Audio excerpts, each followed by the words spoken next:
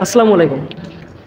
আমার মতো আপনারাও এই বড় ভুলটা করে থাকেন যে ভিটামিন সি পাওয়ার আশায় চায়ের মধ্যে বা হালকা গরম পানির মধ্যে লেবু মিক্স করে সেটা আপনি খান।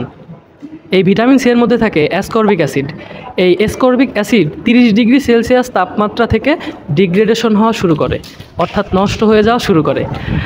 আর এই যে চা, এই চায়ের পানির যে তাপমাত্রা এটা 70, 80, 90 ডিগ্রি সেলসিয়াস পর্যন্ত হতে পারে।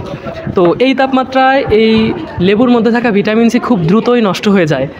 সো আমরা যে ভিটামিন সি পাওয়ার আশায় এই লেবু মিক্স করে চা খাই অথবা হালকা গরম পানি খাই, এটা কিন্তু একদমই আমাদের শরীরে ভিটামিন সিটা আসে না, এই ভিটামিন সিটা নষ্ট হয়ে যায়।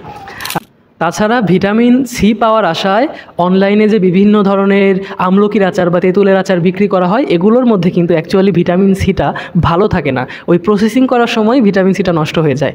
ভিটামিন সিকে যদি আপনি নর্মাল রৌদ্রের আলোর মধ্যে রাখেন সেক্ষেত্রেও নষ্ট হয়ে যায়। ভিটামিন সিটা রুম টেম্পারেচারে 25 ডিগ্রি সেলসিয়াস তাপমাত্রা বা তার কম তাপমাত্রায় ভালো থাকে।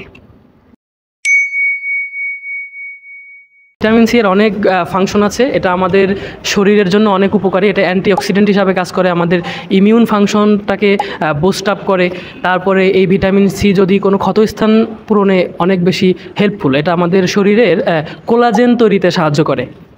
তো তাছাড়া আমরা যে সকল ভিটামিন সি জাতীয় খাবার, যেমন বিভিন্ন ধরনের শাকসবজি বা কাঁচামরিচ খাই, এটা আমরা রান্না করে খাই, সেই রান্নার তাপেও কিন্তু ভিটামিন সিটা নষ্ট হয়ে যায়। তো ভিটামিন সি পেতে হলে অবশ্যই আমাদের মরিচটাকে কাঁচা খেতে হবে।